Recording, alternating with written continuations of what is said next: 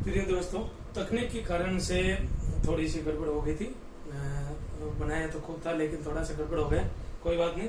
अपन यहाँ पर चल रहे थे कि वाक्य के प्रकार में अपन ने देख लेते अर्थ के आधार पर और रचना के आधार पर। अर्थ के आधार पर आपको 8 प्रकार के वाक्य हैं। 8 प्रकार के वाक्य में पहला है विधानवाचक, दूसरा है निषेधवाचक, तीसरा है प्रश्नवाचक, चौथा है इच्छावाचक और पांचवा आज्ञावाचक, छठा संकेतवाचक, सातवां संदेहवाचक और आठवां विस्मयादिवाचक। तो ये 8 प्रकार के हैं। इन 8 प्रकार के वाक्यों को अपन को बिल्कुल याद कर लेना है, बिल्कुल रट लेना है और अच्छी तरीके से याद कर लेना है। अब इसको कहते हैं सर ये तो याद होते ही नहीं है, कैसे करें याद। लेकिन इसको याद करने का भी एक तरीका है। कैसे याद करेंगे अपन इसको। मैं एक छोटा सा सतयुग के जमाने का भगवान राम का एक उदाहरण देना चाहता हूँ। जिस समय भगवान राम और भैया लक्ष्मण और माता जानकी वन में गए थे, वन में गए और पंचवटी में बढ़िया सी कुटिया बना कर रह रहे थे। उस समय वो रावण का मामा मारीच जो एक सोने का हिरण बनकर आया था, ये आपको याद ही होगा। और अभी आपने लॉकडाउन में रामायण देखी है तो उसमें पूरा बताया है कि वो रावण का मामा आता है और सोने का हिरण बनता है। सोने का हिरण बनते ही सीता माता उसको देखती हैं और सोने के हिरण को देखकर उसको पाने की बहुत इच्छा होती है। तो सबसे पहले सोने का हिरण देखती है, मतलब विधानवाचक सिंपल सोने का हिरण देख रही है, ठीक है। दूसरा, उन्होंने भगवान राम को कहा अरे मुझे ये हिरण देखो कितना सुंदर हिरण है, ये हिरण चाहिए। भगवान राम ने मना कर दिया, नहीं सीता ऐसा नहीं करना है, मना कर दिया, निषेधवाचक। तीसरा, सीता ने प्रश्न पूछा अरे प्रभु क्यों नहीं ला रहे आप मुझे, ये हिरण क्यों नहीं लाकर दे रहे हैं। तो ये प्रश्न पूछा सीता ने कि ये हिरण मुझे क्यों नहीं दे रहे हैं। तीसरा हो गया। फिर चौथा, सीता माता के मन में इच्छा हुई कि इस हिरण को मैं प्राप्त करूं और हिरण को प्राप्त करने की इच्छा हो गई, ये हुई इच्छा। फिर उन्होंने भगवान राम को आज्ञा दी कि जाओ मुझे ये हिरण लेकर आना ही आना है, आपको ये हिरण लेकर आना ही आना है। तो आज्ञा दी। अब बेचारे पतिदेव पत्नी की आज्ञा न माने, शाम को खाना नहीं मिलेगा, भोजन नहीं मिलेगा। ये तो उन्होंने माता सीता की आज्ञा मानी और धनुष्वान उठाया और कहा बोल सीता किधर जाना है। सीता ने संकेत किया वो देखो वो सोने का हिरण जा रहा है। तो उस संकेत किया तो संकेतवाचक हो गया। और फिर भगवान राम के मन में संदेह हुई उस हिरण को देख, पीछे तो दौड़ रहे हैं उसके, लेकिन मन में शंका हुई अरे यार सोने का हिरण तो आज तक मैंने भी नहीं देखा, सोने के हिरण कोई हो सकता है। लेकिन फिर भी मन में संदेह हुआ, शंका हुई और गए। जो उन्होंने तीर मारते ही उनको और तीर मारा और मारीच एक राक्षस के रूप में प्रकट हो गया। और प्रकट होते ही भगवान राम को एक घोर विस्मय हुआ, घोर आश्चर्य हुआ। अरे ये तो जिसे सोने का हिरण समझ रहे थे, ये क्या निकला, एक राक्षस निकला। तो ये तो एक तरह से राक्षस ही हुआ।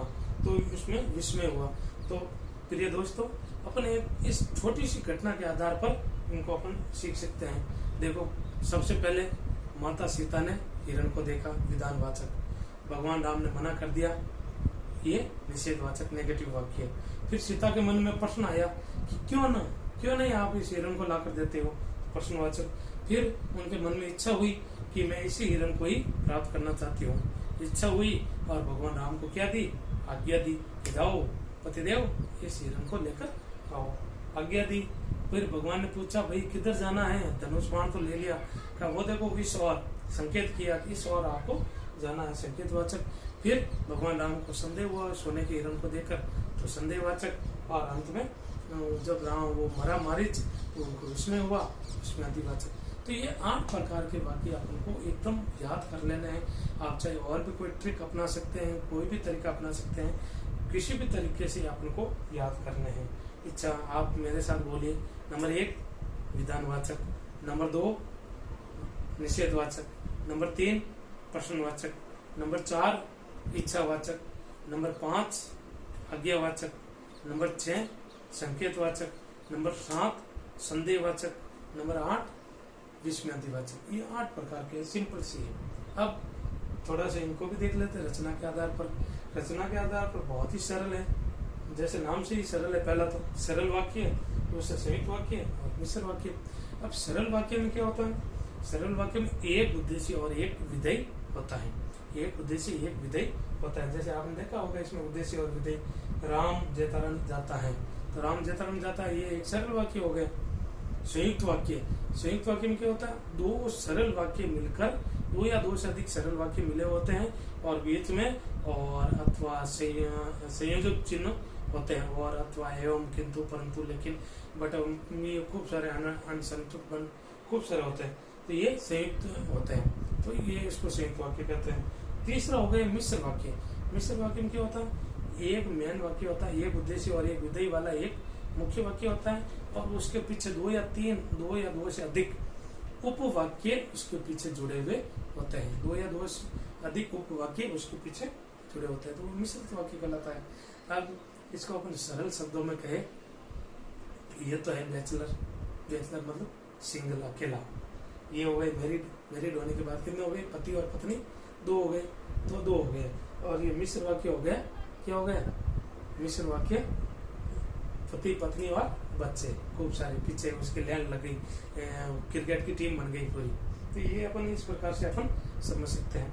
तो प्रिय दोस्तों, ये वाक्य के प्रकार आपको अच्छी तरह से समझ में आ गए होंगे। पहले पार्ट में अपन ने लिया था वाक्य, वाक्य की परिभाषा समझी थी। दूसरे पार्ट में अपन ने वाक्य के प्रकार लिए थे, और अब अपन तीसरा पार्ट ले रहे हैं। उस तीसरे पार्ट में अपन दो विधानवाचक और निषेधवाचक समझेंगे।